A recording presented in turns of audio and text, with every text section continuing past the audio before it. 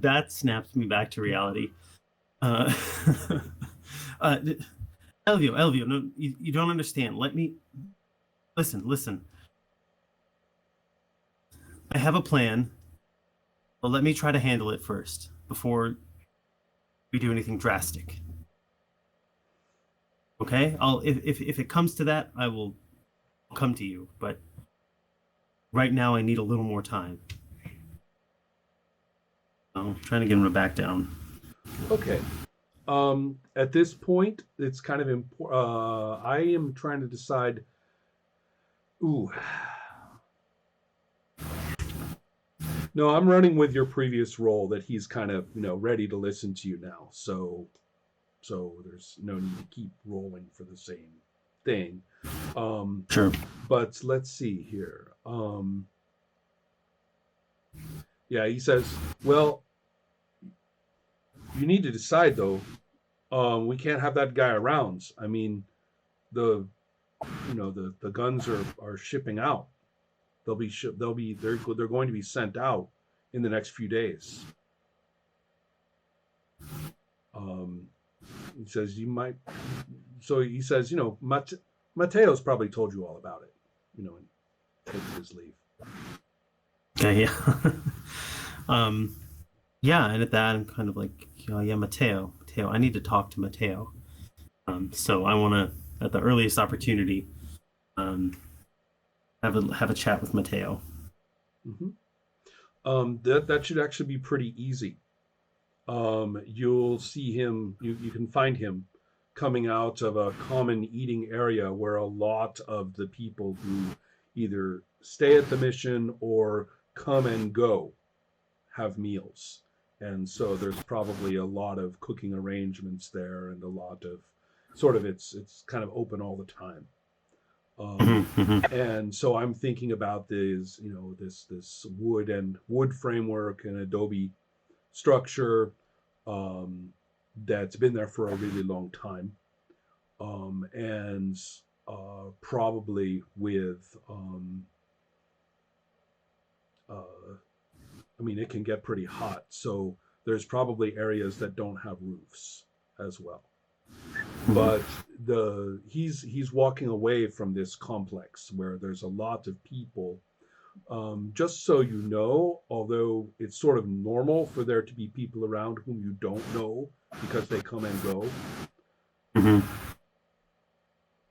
there seem to be a lot more able-bodied people, able-bodied men, uh, sitting around not looking like they've been doing a lot of work. A little more. It's like this place is a little more crowded and surprisingly homogeneous in its demographic, right? Um, so, so that's one just noticing the general social space. Mateo is leaving that area, and you can tell he's leaving a group of men that he's been sitting with. And so he's been sitting with this group of men who've been eating, um, and and he seems very familiar with them. So he leaves, is walking away, and you can even just see the change. As soon as he sees you, he almost visibly ages and slumps and becomes more submissive looking, sort of like the way you think of Mateo. Yeah, But he yeah. just saw this sort of shift in his demeanor upon leaving that group and coming to talk to you. So he'll say, if not obsequiously, at least slightly formally, "Si, senor." Kind of, nod at him and beckon him over. Walk with me, Mateo. And I just want to like walk him over to my little apartment or my cell. I imagine I have a little bare cell. Kind of, we walk for a couple minutes in silence. Clearly, I have something on my mind. And I bring him into my room. Maybe there's I have a little bed and a little stool there. Have him sit down and I pull out maybe I have a little pint of tequila that's Oh my half full. goodness. Okay, right. And, take a little swig and hand it over to him, and you know, yeah, I'm just like, I've been thinking, Mateo. We have. Well, I was going to say we have a problem on our hands, but we have many problems on our hands. And I've been thinking about how to solve these problems. And I don't like any of the solutions that I've come up with, but sooner or later, as my own son has told me, that Mondragon is going to find out what's going on here. And well, there can't be. And I kind of laugh as if it's almost unthinkable. Like, we can't have open battle at the mission. The soldiers, there can't be bloodshed here. We need to placate them. And he says, well, something has changed. He says, and he kind of thinks a little bit about what he means by we. He says, well, some of us do love this mission. Some of us do value this place where we went to school, or where people have been kind, and where we had some dignity. But a lot of us don't. And I have family up and down, all through San Diego, all the way down into Baja. And working at the ranches, farming.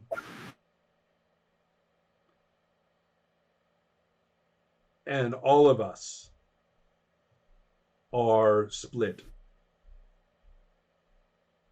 When they ride in from the east, who in which ranch is going to light the torch inside the ranch before they get there? Most of those ranches are going to burn from the inside. Do you understand? I do. There are those who think this mission should burn from the inside. And some of us don't really feel the same way. But make no mistake, El Gobierno de Mexico can't tell us what to do over here. And I can tell you right now, that army that everybody is so afraid of, that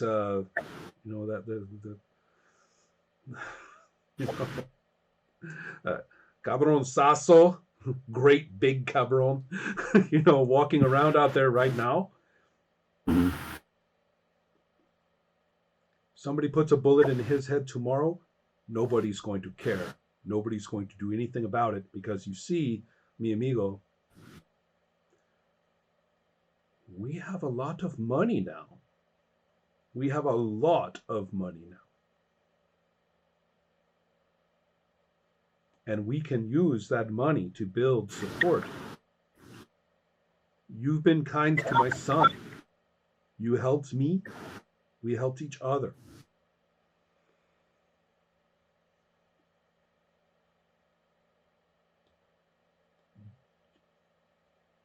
You are...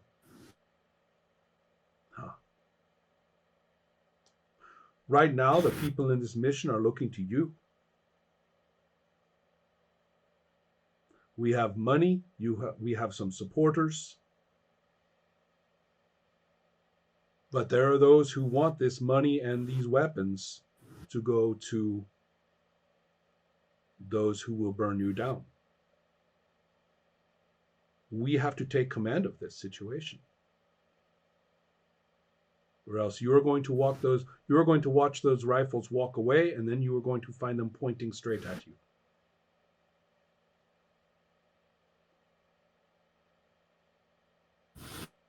And support? Yeah, I'm just kind of responding to, like, you talk of building support. You're talking like a, there's a war on or something. That's that can't happen here. Just before you got here, the Diegueños from the east, they burned half of San Diego. Don't you remember when you got here? They were building new buildings. There has been war here before, and they are hungrier now. Their children have died. The more of their children have died. They know they're never going to get their lands back from the government. The ranchers, Rancho Tijuana is practically its own state by now. For all we know, they're going to sell it to the states anyway. And right here, we could be sitting, and he says this like it's complete madness. He's like, those crazy guys from the estados, those locals from the estados, they want San Diego to be theirs. They want to buy it. Do you think the Mexican government cares? They'd be glad to get rid of us, glad to get rid of you.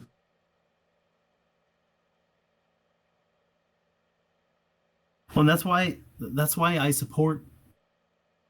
That's why I've turned a blind eye to what's going on here, and why I've supported what's going on here. I understand that we need to have a defense here, but the time to light the powder keg is not now. I think No, if of course we not. get But if we don't, if you, it's hard for me to speak against. I can't speak against La Tia openly. I can't speak against Cristobal openly. Not when he's brought all this money, all this money. No, I need to speak to the people who live here. I need to speak to the people I know. So they speak to their family. They speak to their friends,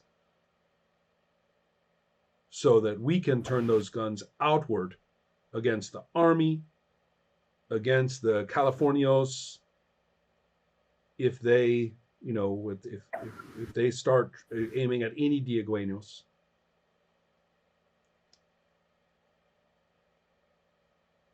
And to do that, mi amigo, I need the church. And right now, and he looks at you, significantly at your lack of a priest collar, and he looks at you significantly and says, right now, the best that is, that the church has, is just you.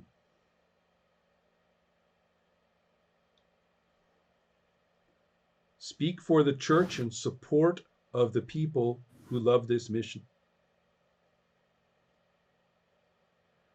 Speak in support of its defense. And look out for that guy.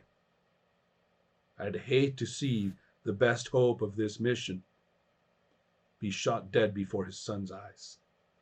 And there's not much we can do about that. We cannot move against an army officer. If we do that, all of his friends come down upon us. Exactly. So we need to get rid of him as soon as possible, because if he finds out what's going on here. Just like in a strange echo from Elvio, he says, I knew I could count on you. No, you don't understand. Here, you've been speaking of family, you've been speaking of your connections. Mm-hmm. Listen, this is what I propose. They want names, and then they'll go. They don't care who the names are. You know everyone. You know people that I kind of look up to the sky and Dios me perdona, God forgive me. You know people that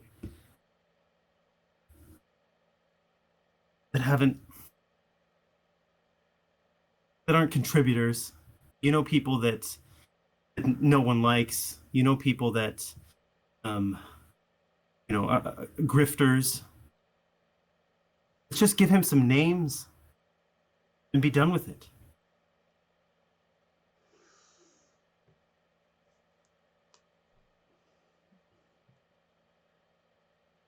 All right, at this point, this is where this is where I think you're going to have to see what influence you're going to have.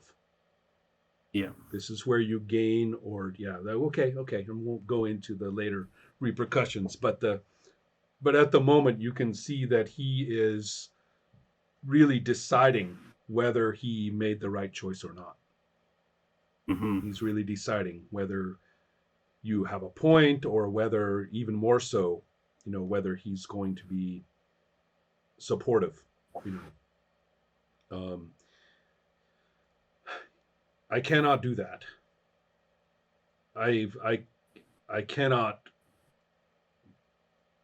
Yeah, he shakes his head.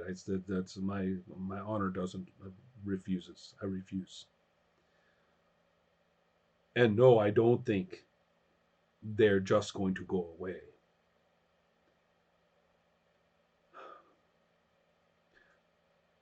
I'll keep a watch out for you. I'll tell people to keep an eye about you. But they can only do so much.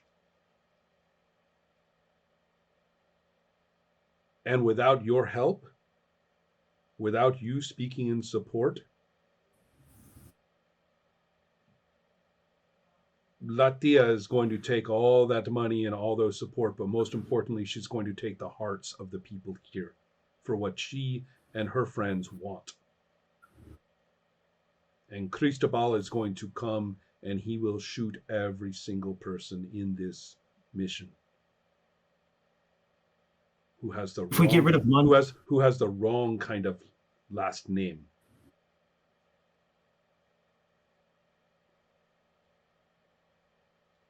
if we get rid of them, look, I agree that they may not disappear forever. But if we have some breathing room, we get rid of Mondragon, we get them off our backs, I'll declare my support.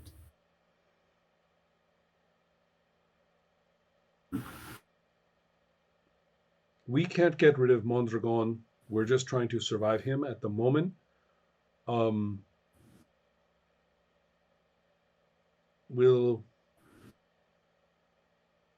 But I hear you.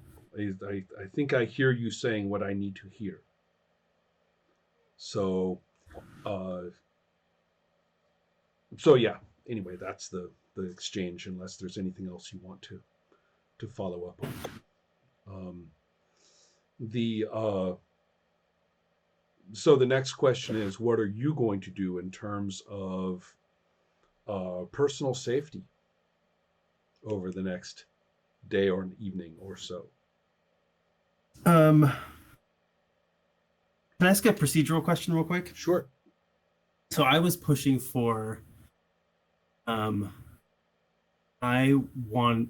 wanted to see if I could, convince him to give me what I wanted, and make it felt like a conflict to me. Yeah, I was kind of aiming in that direction too, but then you said that you would give him the support that he wanted.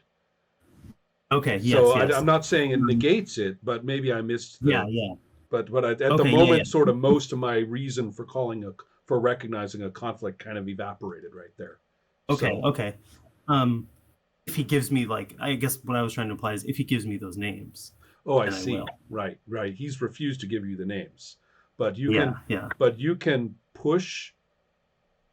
You can push for something. Yeah, if you want to turn that into a role where he actually does sort of overcome his misgivings, and I can.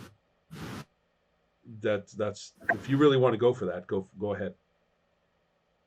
Yeah, I mean, I want to say, basically that if you give me the names and we get rid of him in this way, then I'll declare my support.